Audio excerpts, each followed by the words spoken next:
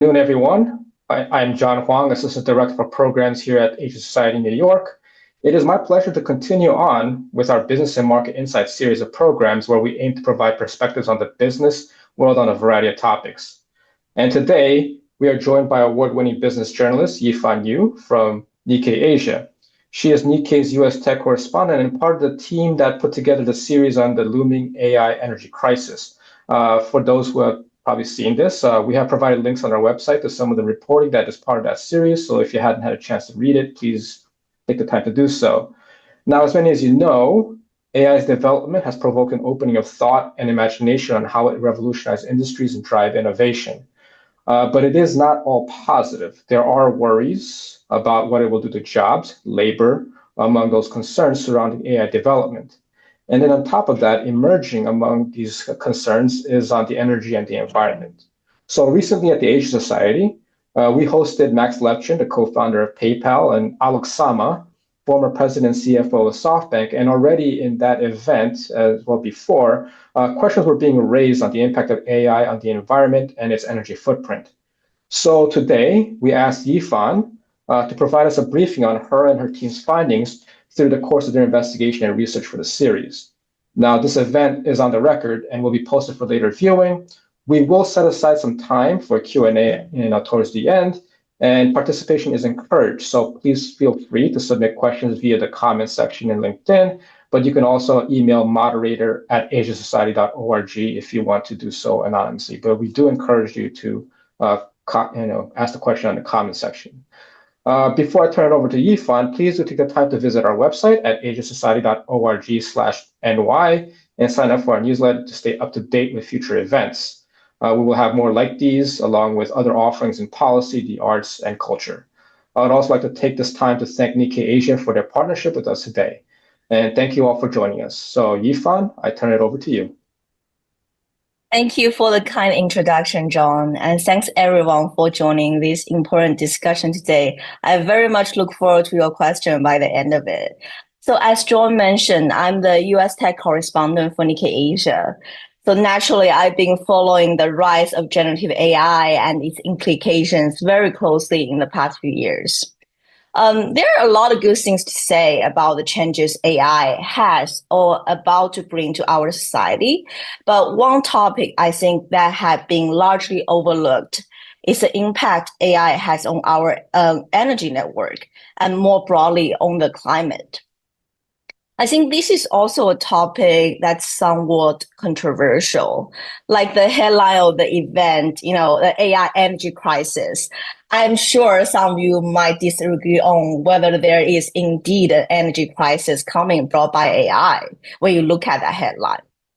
I've heard some critics when by talking to executives and industry participants, they argue that this fear of energy crisis is actually overblown.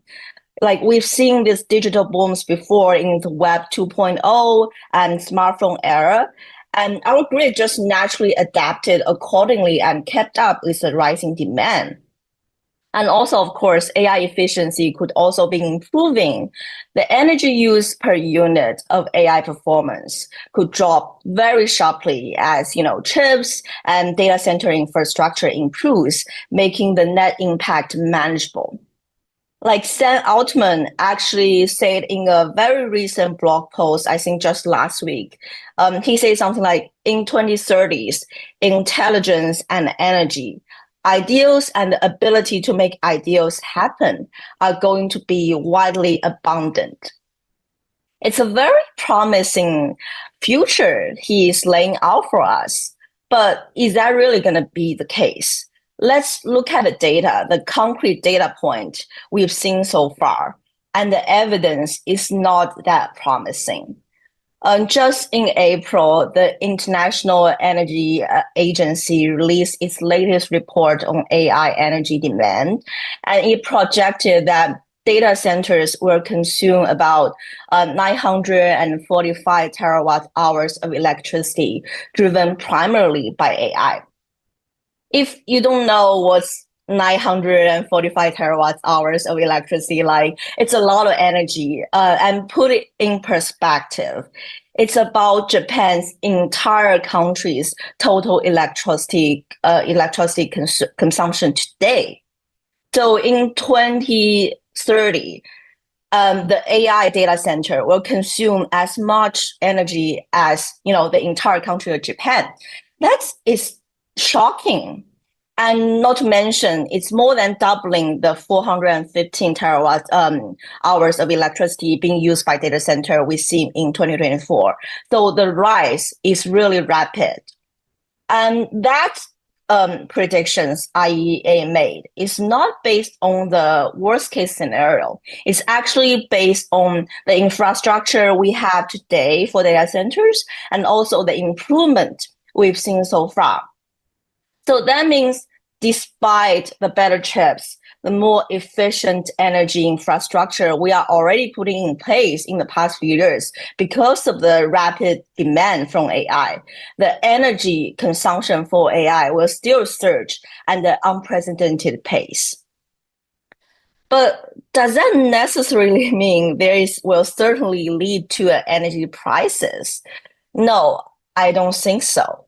But dismissing this alarming trend and just assuming our grid will catch up with what AI consumes, or even more optimistically to think, AI will solve this supply and demand equation for us, that could lead to an actual crisis.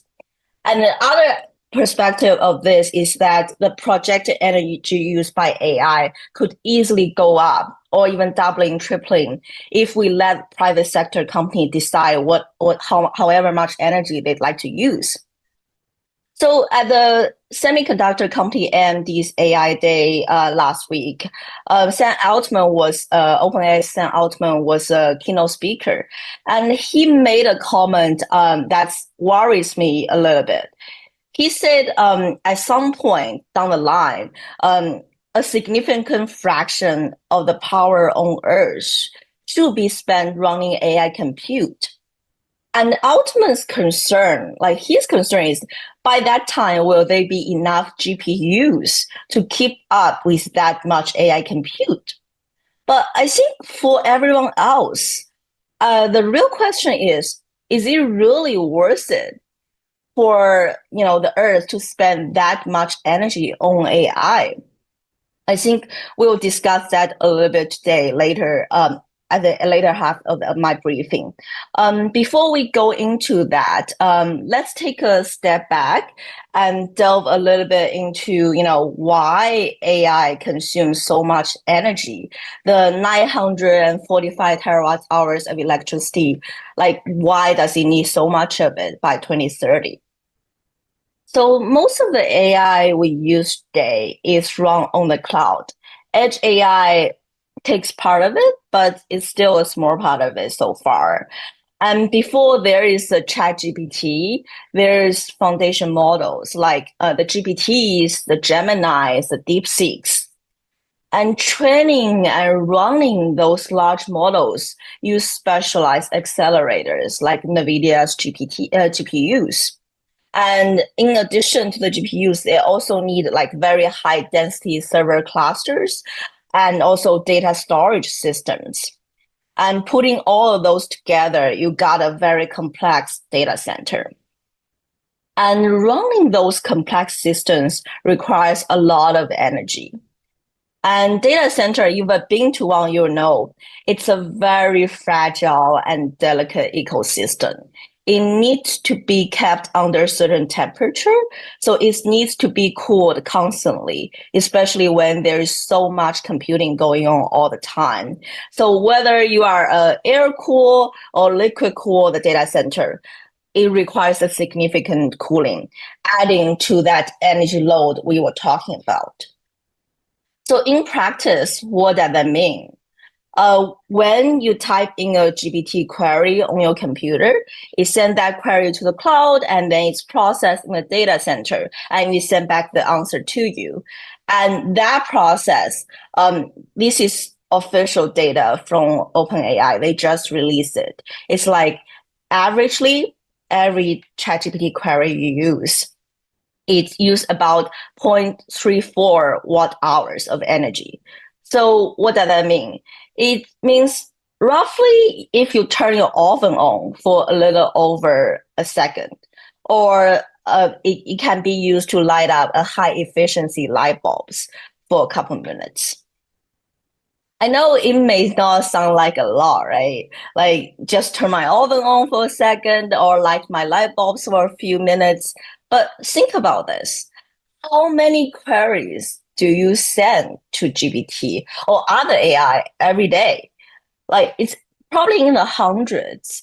And you may just want to chat with ChatGPT very randomly saying hi. And if it's not even a real query, it takes that much energy already. And if we multiply that by the millions and in the future, billions of people using AI every day, that's an unfathomable amount of ovens and light bulbs. So now we know why AI needs so much energy.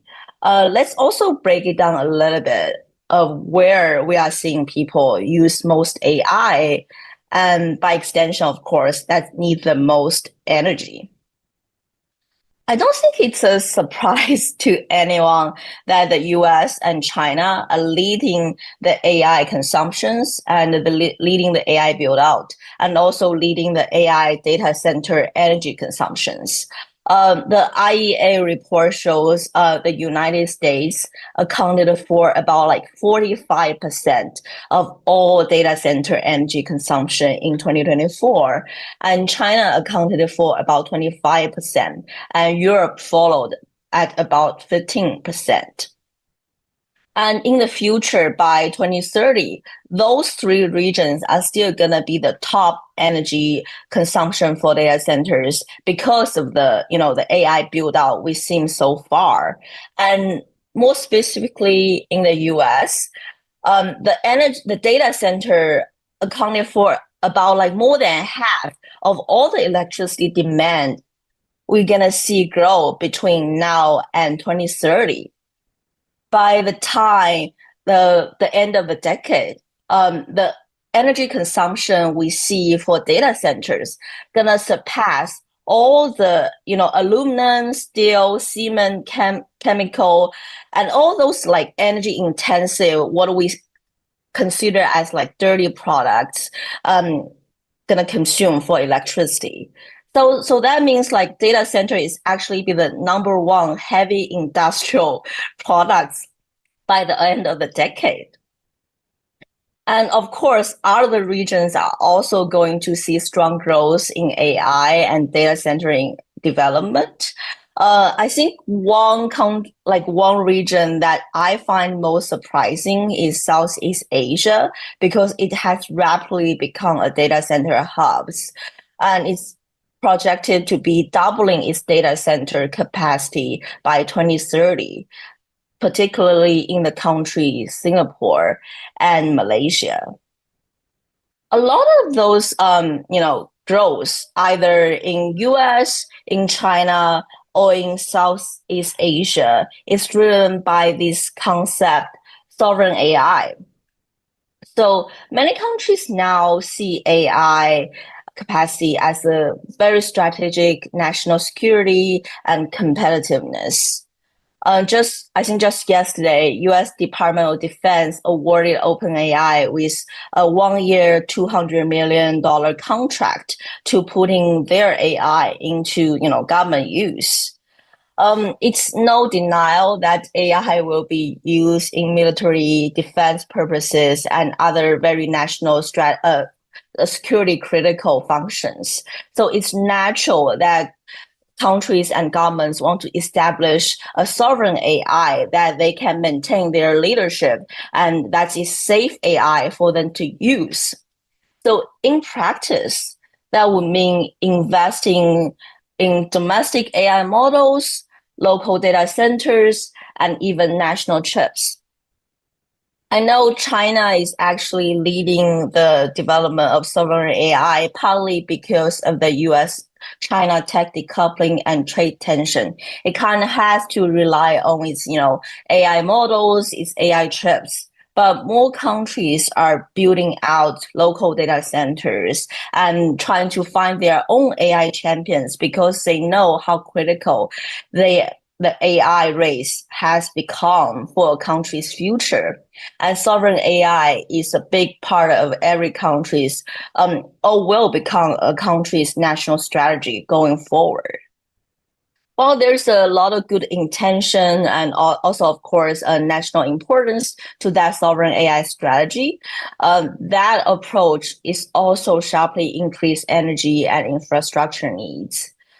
So as every nation builds its own AI stacks, either it's, duplicating very expensive data centers that could otherwise be shared, or building its own large language foundational models, just because they feel like they have to have their own LLMs instead of rely on GPT or Gemini or other US or Chinese models. The result of training and building out those infrastructure is a higher overall power demand, and every country is adding to their own carbon footprint. On the regulatory front, that would also mean like this combination of national pride and also regulatory lag could let sovereign AI be an opportunity for infrastructure overreach. Government could subsidize, very bloated facilities and relax the environmental standards to claim tech leadership. And this could also postpone the very efficiency and all the coordination, that like sustainability of the entire global network system. And, companies will leverage these opportunities to push the government, give them as much resources as possible, which I don't know. The outcome, we'll have to wait to see whether the outcome will prevailing the need for energy demand and other climate impact. Now we know, U.S., China, and obviously Europe and Asia are leading some of this rising energy demand. We have to ask, where are those countries and companies find energy, especially in countries like Japan and Singapore? It's very resources constrained. I think a common exception we see on the headline is you see all those hyperscalers, Google, Microsoft, Amazon, they pledge to be carbon neutral or negative by 2030 or something along that timeline. You will think, their data center must be all powered by renewable energy. I think that's a misconception a lot of people have, but that's not the case. Most of the data centers require constant high capacity energy. That means like they have to be connected to the grid, not rely on something like solar farm because it's on and off all the time. So they will have to use whatever infrastructure the city they build their data center in. The way they achieve carbon neutral on activity is through power purchasing. So if I use this much power of, on coal or gas powered energy, I will buy this much renewable energy elsewhere to offset my carbon impact. That's how it works right now. So as we build out more data centers, it's not necessarily all the new data centers are cleaner than before. That really depends on, what the city infrastructure, what the current grid and energy supply has to offer to decide whether it leaves this much carbon footprint or it's fewer or more carbon footprint than before. But why companies care so much about being carbon neutral or carbon negative? I think like one of the most interesting conversations I had during my reporting about this topic is with a chip executive in California. Basically, he told me, you don't have to care about environment to care about money. For companies, this is not a matter of, ESG or just, looking good. It's really about their bottom lines.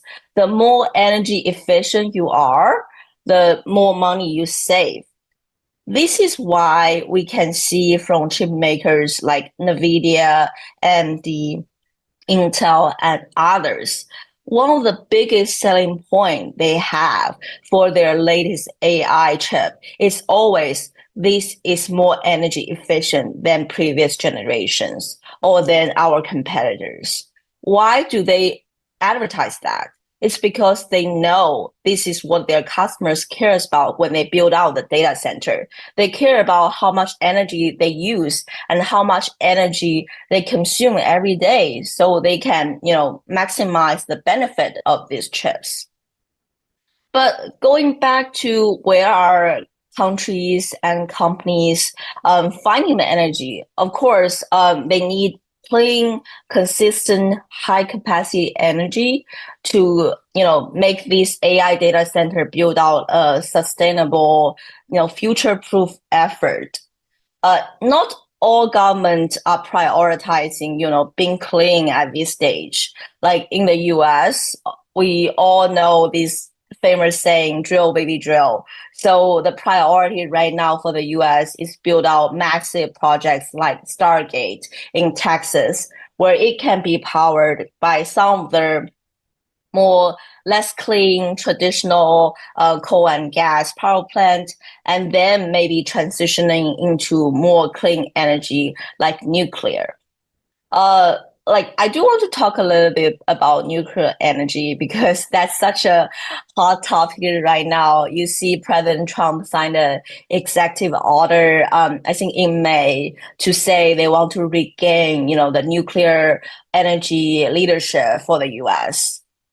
But why nuclear is such a hot topic? Because unlike solar or wind, that's, it really depends on the weather, where you locate the farms or what time of the day. It's not a very consistent energy supply that's suitable for the data centers. But nuclear energy is actually quite clean, consistent, and high capacity. And obviously, it's zero carbon emissions. It can run 24/7, and it's enough electricity to support an entire city or a clusters of very energy hungry data centers for a very small footprint. And in that aspect, I think tech giants, the private sector, is actually leading the charge in revolutionize and leverage nuclear energy more than the country. Microsoft, for example, they have hiring like departments that to explore building a small modular reactors to power their data infrastructures. And also the next generation reactors are going to be faster to deploy and safer and cheaper than traditional nuclear plants. And of course, that's what they're promising us right now. We don't necessarily know whether that's going to be the future. But nuclear is definitely something all countries and companies are investing in. The US and Canada are doing this. China is actually building reactors faster than any countries. They have a national strategy to triple its nuclear energy capacity by 2035 to meet with these surging tech and industrial demands, and they are very aggressive about it. And they currently has more than 25 nuclear reactors under constructions, just because they see AI and also the energy demand for AI is such an important part of the country's future. And also in Saudi Arabia, you see the President Trump and his tech envoy just did a big trip there. They're doing a lot of the AI infrastructure build out there as well. And they obviously, it's a desert region. They need a lot of energy and water resources. They are figuring out a way to build out the clean infrastructure as well. I talked to their ALAT, the Sovereign Tech Fund, which is mostly doing AI infrastructure investment. And I think they also mentioned nuclear will be an option they're going to explore in the future. But of course, nuclear has challenges, the cost, the regulations, the waste, and obviously safety. We all know what happened in Fukushima a few years ago. But I think like the reason people are still so invested in nuclear because it's one of the very rare renewable clean energy that can be consistent at high density. There are also new innovations coming out of that aspect in recent years, like nuclear fusion. We at Nikkei just reported this week that Japan and UK has signed a MOU the other day to collaboratively develop nuclear fusion technology. So the UK will provide the remote control robot technology, and Japan's will manufacturing that. So they want to do a viable nuclear fusion demonstration by the 2030s. This is a big step forward for the nuclear energy supply. And a single nuclear fusion reaction releases like 4 times more than nuclear fission, which is like the current technology we use in nuclear reactors. And it's also safer. So as we can see from both the private sector and the government, nuclear energy is something the AI future might have to factor in. Of course, there's also other, clean energy options like solar, like wind, like hydro. All companies are investing in that as well. But the Amazon Web Service, they're actually the world's largest corporate buyers of renewable energy. It has like over 50 wind and solar projects in India alone. And it said it will match all its global electricity use, including its data centers, with new clean energy by 2025, so this year. This is like 5 years earlier than they originally planned, just because like they invested so much in pursuing buying new renewable energy everywhere.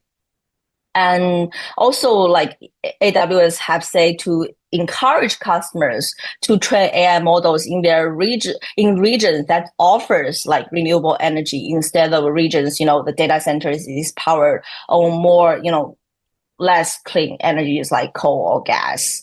And Microsoft, Google, the other 2 hyperscalers, and which combined together, AWS, Microsoft, Google, they are like takes about 70% of the global like cloud market. And obviously, they are also making similar commitment.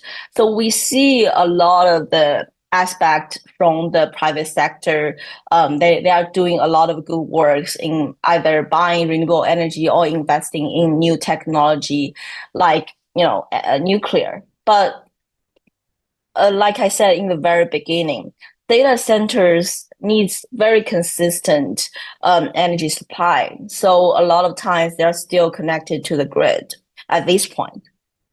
Before companies can build a small nuclear reactor for their own data center, they still need the government to do the heavy lifting to transition its energy supply on the grid.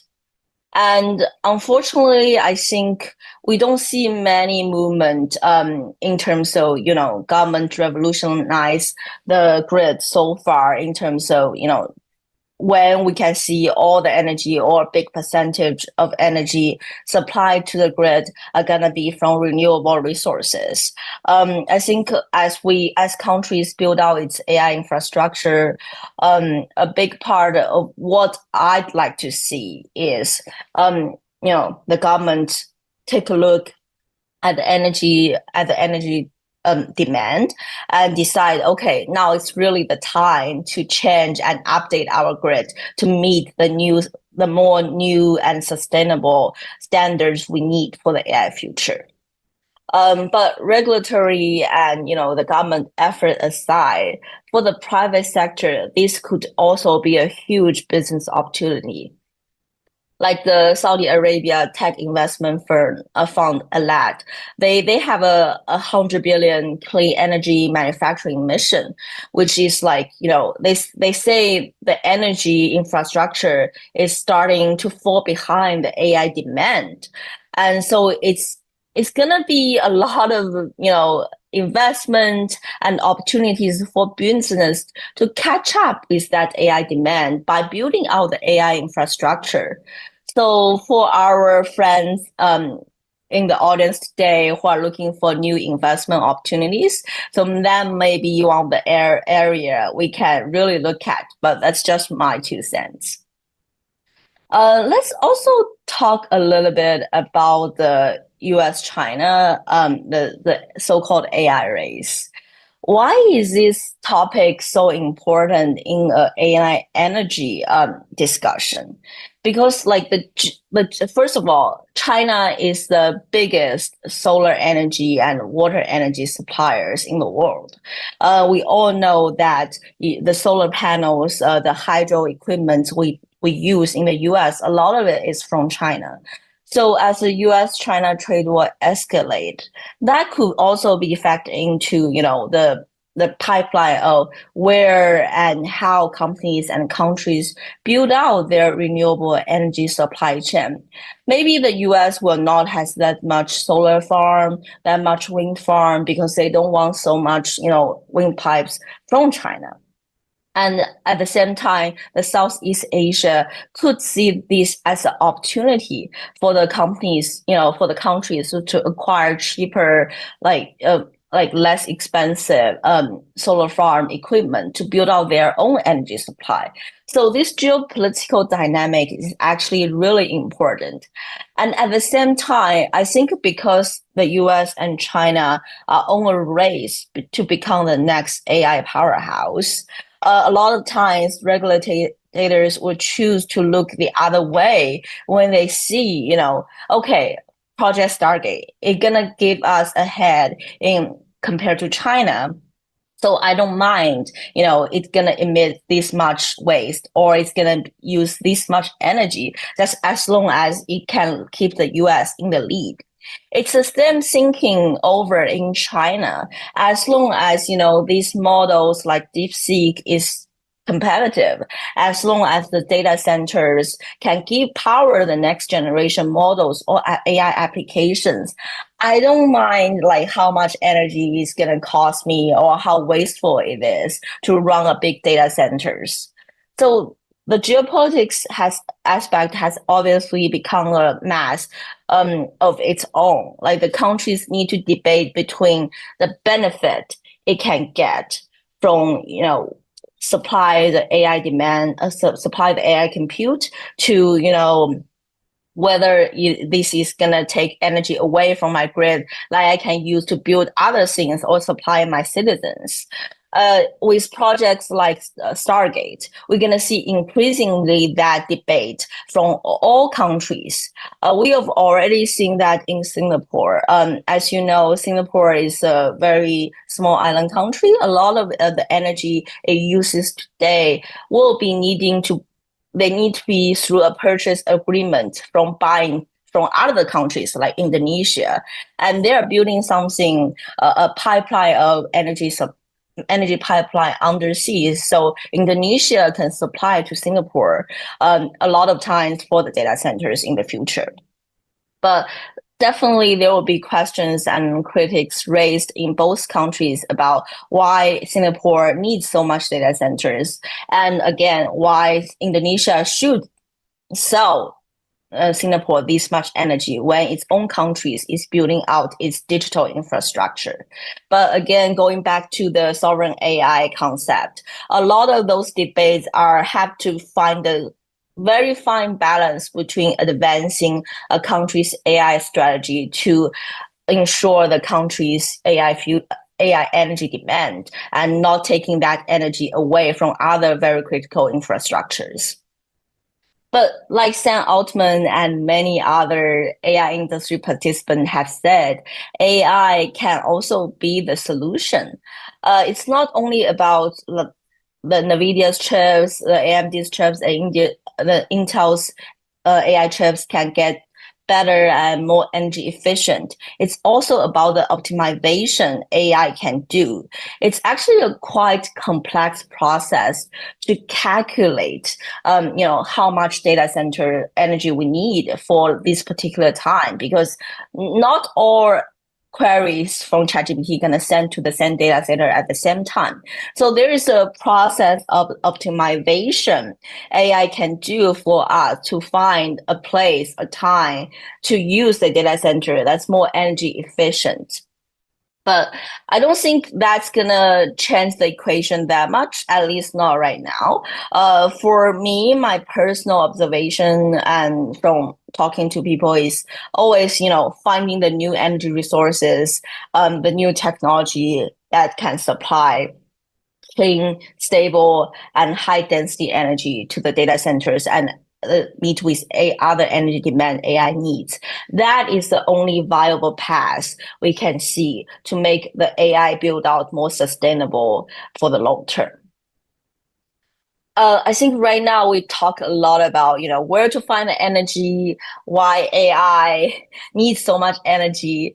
But circling back to the question I posed at the beginning of the webinar, should we allocate, like Sam Altman says, a significant fraction of the power on Earth to running AI compute? I think right now, even the AI industry of its own is very skeptical about not the energy. It's more about whether we should allocate that much compute to AI.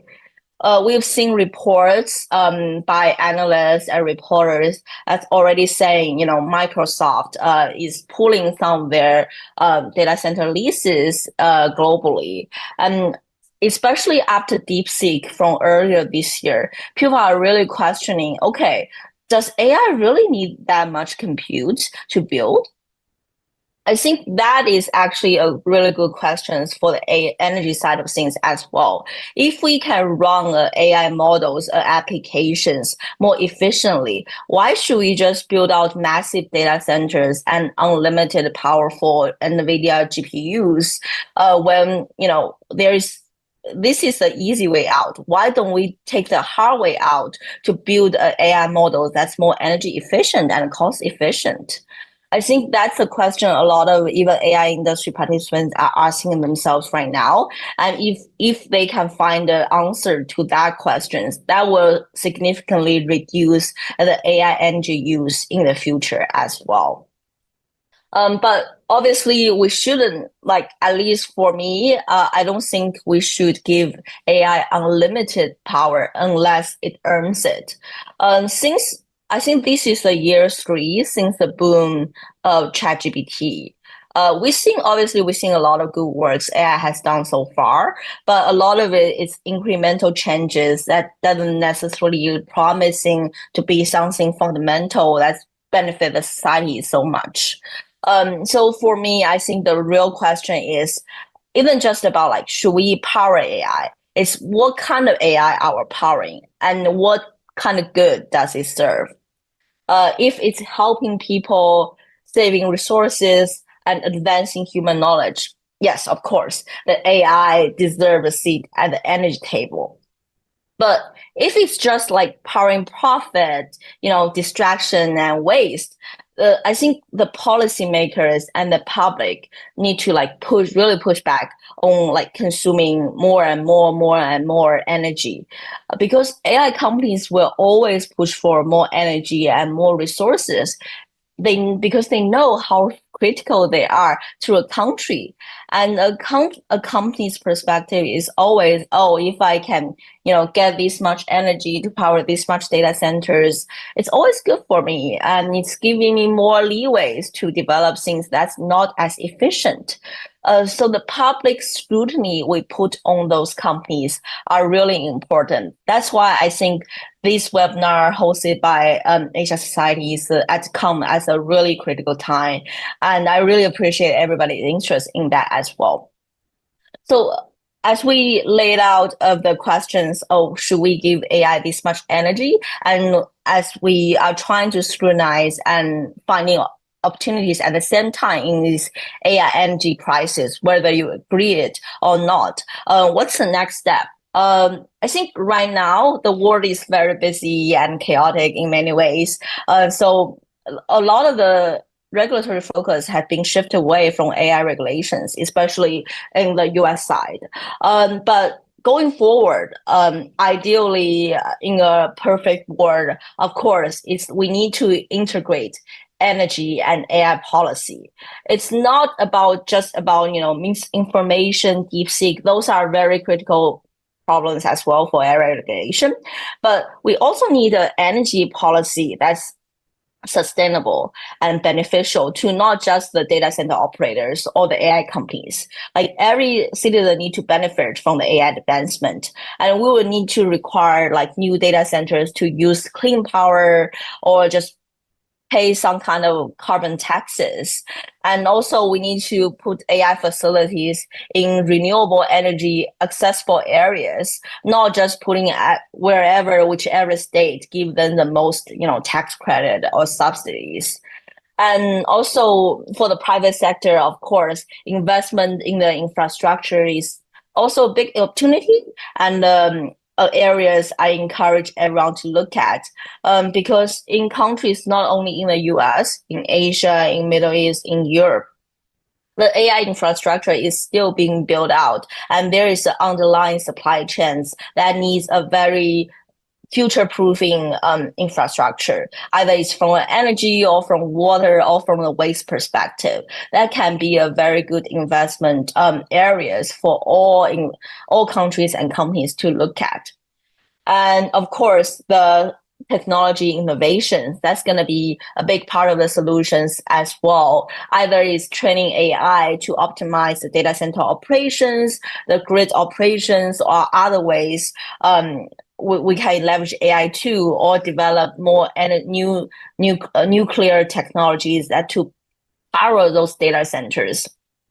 We need to fund the R&Ds in those areas, and also fund R&Ds in energy efficient chips. This is not only about for the environment. It's also good for the business bottom line. If you can use more energy efficient chips, more efficient energy supplies. And I think another aspect that has been kind of lacking from the discussion so far is international corporations. Like AI, I think a lot of academics and AI pioneers have said AI should be borderless. It should be an international effort because it touches so many things in human lives that's common in all countries. But unfortunately, in many cases, it's not like that. There is no international AI regulatory effort that's been going on. UN has tried to do some works on that. It built an AI advisory board, but that's like the name suggests, it's an advisory board. It hasn't come to something like a international nuclear energy that can have a more fundamental impact on how AI is regulated. But because of AI takes so much energy, so critical in the future of our society, there should be some kind of international corporations and standard setting. Countries need to share their best practices and set like common sustainability standards for data centers, or try to resist unnecessary duplications. But this is a very tricky subject because as countries try to build out their own sovereign AI. But as a tech reporters and someone who truly believes AI is for the all goods of all humans, I think the world needs a network, not silos, and not a very confrontational competitions view on AI and its development. And AI could be green and it could benefit everywhere. It just takes corporations and not view these as the zero-sum games. And the last point I like to raise, which is not going to be music to the ears to a lot of our private sector participants today, but I do think we need to hold industry accountable. The industry, kudos to them to lead a lot of efforts in terms of corporate purchasing renewable powers, being carbon neutral, or try to find like new technologies that can solve the climate crisis and the energy crisis. But we need a more transparent reporting of AI energy usage and emissions, like the ChatGPT query energy report I mentioned at the beginning of my brief. We actually didn't know, like, how much energy does one ChatGPT query use until very recently. And it takes a lot of more energy than I think a lot of people would imagine.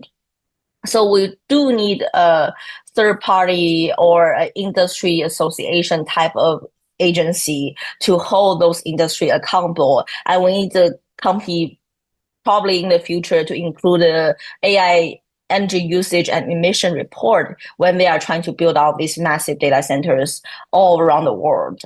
And obviously, we need to also get some transparency on government incentives like tax credits and power tariffs with clean energy performance, like why this company is getting this much tax breaks or incentives, and how much renewable energy it put back to the grid, and why it's getting this instead of the others. That part of the effort, the government part of effort, I think is kind of tricky given the current administration's focus more on keeping up with China or, beating China in the AI race. But going forward, maybe down the line, I think that could be a good part for the government work to focus on. And we need to have this positive feedback loop that like companies that build on renewable energy, that contribute more renewable energy back to the grid will get more, tax breaks and others. So that is some of the thoughts and observations I've noticed during my reporting of the topic. Obviously, the AI build out is just at the beginning, despite the billions of $billion we've already seen investing into the area in the past 3-4 years. But trust me, like this is just the beginning of the things. As much energy as we see or project AI will use today, it could be triple, double, triple, quadruple that in the future. So this discussion today is something really critical, not for right now, it's for generations to come. And I do hope you have a lot of good questions for me. And John, let me know if there's any questions you want to start with. Sure. First of all, thank you, Yifan, for that briefing. It was very thorough. You did mention the United Nations, and you did mention the need for some transparency and some sharing from the private sector. So it is related, and you did sort of answer here in your question. But I'll ask it again anyway. There's a lot of questions here. But Dr. Aaron, kind of throw this out there too. Where there are solutions across the value chain of AI and data processing tech, do you think a global consortium to think, deliberate, and action across the value chain is required? And I would add to this question a little bit is, has there been any conversations amongst the private sector and companies in this regard? And what has been their reaction or disposition to such an idea? Mm-hmm. Yeah, I think the private sectors actually talk a lot about the energy supply, either in private conversations or in public panels a lot. They know this is a topic that's critical to their future because access to clean, sustainable, and high density energy is something all companies need, and it's not a proprietary, IPs that they can't share with each other. So I do know companies are talking to each other about this. Whether there's collaborations or corporations that's already happening, I'm not sure about that, but I'm sure in the future we're gonna see more companies work together to either build out facilities or clean energy supplies and adding that back to the grid, or whether through that corporations with each other or through the government. We can see that happening down the line for sure. And as to the questions of whether an international alliance will need to be formed to make this future happen, I think it really depends country by country, region by region. In Southeast Asia, I can see something like that happen, but collaborations between U.S. and China, obviously, like the U.S. now has a different views in terms of the carbon footprint and the Paris Agreement from many other countries. So the U.S. alone is a different case, but especially when it involves competitions among AI advancement, I don't really see a alliance of some sort could be happening between US and China in the short term, despite it's not like a technology partnership. It's more on the energy side. Even that, I think that's going to be difficult. But more regional effort, like, in North America, in Southeast Asia, or in Latin America, I do see those regions could work together and put out a standard for AI energy use in the future. So I'm going to kind of pivot, but also still kind of related to this question. One of the things that stood out from your briefing was that comment by the California chip executive about the disposition of companies. That it is you invest in renewables because it's good to there's money involved here. And the question here is kind of a comment, but the profit bottom line is a wall for tech and AI developers. So it's really for any business, really, not just tech. And no company will bankrupt itself on principle. Otherwise, the CEO will be fired. So what other guardrails are being thought of? Is it regulatory by governments? Are governments thinking about this? And to go a little further here, too, is what has been the attitudes of these tech companies working on AI and tech to conversations around regulations? Right. That's why I think at the end of my briefing, I mentioned the point about holding industry accountable, because I relate so much with that comment. Companies are not going to bankrupt themselves for principles. Their number one priority is always to make more money. And, being energy efficient obviously help with their bottom line, but that's pretty much it. What we need is a third-party watchdog agencies, whether it can be industry association or more formal government or even like international alliance. But we need some kind of third-party agency that's like unbiased and doesn't have a stake into how much money they make by building how much data center, and encourage for those agencies to oversee the process and making sure when they say they use this much AI energy and it adds this much value back to the supply chain, back to the energy grid, it's real. There is no accounting or, audit process for that part of process as I know of. But I do think that's an area both, industry and the government need to work together. As for AI regulations, like in the US, more specifically, we've seen some state level effort. Like California is really advanced in terms of AI regulations. It's one of the first states that put out some kind of regulations on the state level to try to regulate those AI tech giants, because so much of them is headquartered here in California. But on the federal level, as I mentioned, the focus for the Trump administration is really advancing AI and compete with China in this AI race. They do see, and the administration's main stance for companies and private sectors is deregulation. AI is not an exception. We are already seeing Trump has, retract some of the Biden era guidelines in terms of how federal agencies should be using AI. That includes, like the AI system need to be audited, including there's no bias, discrimination going on. Those are kind of gone. So I really don't see much of effort of AI regulations can be happening in the short term on a federal level here in the US. But other countries like EU, the EU AI Act, that's the first AI law we've seen in the world. Obviously, there's a lot of critiques towards EU AI Act, say it can suffocate innovations, and the private sectors are fighting back on that as well. And in China, there's also like AI kind of AI regulation guidelines putting out by the cyber administrations. That is more, towards along with a lot of the regulations we see in China about, making sure the AI is aligned with the country's communism idealism. So it's kind of different ways, like from the different ways of thinking in China than compared to when we talk about AI regulation here in the US. So yes, there is a regulatory efforts putting towards by many other governments, but in the US, on a federal level, not so much right now.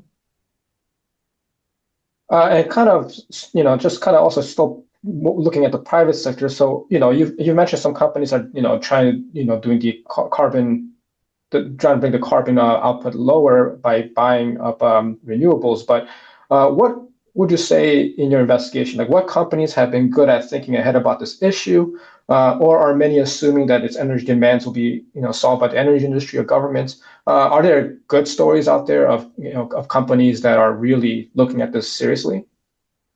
I think companies who have more skin in the game, they think more about these topics. Like the capital intensive, infrastructure intensive companies like the cloud operators. The three big cloud operators, Amazon Web Service, Microsoft, and Google, combined, they hold about 70% of global cloud market. And that means they have a lot data centers all around the world, and it's a big investment. It's a very capital intensive business. So they will need to find a way to squeeze the cost and making sure their margin is as high as possible. And they have done a lot of good works. Like I mentioned, AWS is actually the largest corporate buyers of renewable energy. It built out a lot of wind and solar projects in India and in Asia. And Microsoft, it also buys a lot of renewable energy, and Google as well. And chip makers like Nvidia, AMD, Intel, they lead the US in terms of chip development, and a lot of the business and their future business going to come from data centers buying chips. Or Intel and AMD more so, they see a lot of demand from edge AI, like local AI as well. The computer chips we use today, they need to be energy efficient as well. So they did a lot of in terms of technology innovations to making sure the energy consumption by the chips are not as huge as their prior generation chips. But I think those companies do have more skin in the game. They know how much energy consumptions will dictate their bottom line and also demand from consumers. So they put more work into that. But other companies, AI research companies, I don't want to name names, but you can see some of the statement by those very famous AI people. You can clearly tell they assume, all the energy should go to us, and we shouldn't be held accountable just because we create so much value by our AI applications or AI models. I think they are less involved into the actual operations of data centers or the energy demand. So they are they did less work on that energy efficient front. This is a pretty good segue, because you mentioned AWS again and how much they're doing. So there's a question here from Vivian in the comment section, and I'm just going to kind of skip to the main question, which is, from your perspective, is this meaningful pathway towards real decarbonization, or are we at risk of overestimating the positive impact of these commitments in light of rising energy demands, especially from AI? My personal opinion is carbon offset is better than nothing. It's not really, a transitioning towards a renewable energy grid, but it's better than, corporates ignores any climate impact they have in the world. So to Vivian's questions, yes, I do think this is a positive step, a right direction towards a renewable future, green future we all need, but it's not enough. We need new technology and better calculations and better optimizations and better regulatory efforts to hold these companies accountable, to make sure it's not just about buying renewable energy from another place while adding a lot of wasteful data centers by burning coal, gas, and other ways. There's definitely more things corporates need to do and more oversight from either industry associations or government to make that happen. But it's a positive step forward, I would say. We're running out of time here, and there are just some good questions here. They're getting a little in the weeds of technology advancing, but I would like to close this with, very often it's very easy to kind of point out the bad, point out the companies who are maybe perhaps being the bad players and not quite, it's very easy to, look at it that way. But I would like to end this a little differently. Are there any companies to watch, who are trend setting in a positive direction, and that, they would be the ones that you would hope would continue to be the trendsetters in that positive direction? Through the course of investigation, have you seen any of those, and would you mind sharing the? I think when we talk about the energy supply or the energy demand, we often look to the data center operators or the energy companies. But I will point to the semiconductors. That's they supply all the chips and infrastructures behind all the data centers. Those companies are often overlooked of how significant a role they play in this AI energy transition. Like Nvidia, AMD, their GPUs supply to most of the data centers in the world. So I think we also need to talk to them and look at what they are doing. They are already doing a lot of good works for the Blackwell generation chips. Nvidia is already becoming a lot more energy efficient than the Hopper series. So I would think the semiconductors are actually a big part of it, and we need to pay more attention to what they do and what they offer, and choose the right more energy efficient chips for your data centers going forward. Well, Yifan, we're just stepping out of time, but thank you for taking the time to be with us. And I would like to thank the audience for being here with us and offering a lot of questions. Just time is always a factor here. So thank you again for being here. Thank you to the audience. And again, thank you for Nikkei Asia for partnering up with us for this event. And we'll hope to do more in the future. Everyone, have a nice day. Yeah. Bye. Thanks, guys. Bye-bye.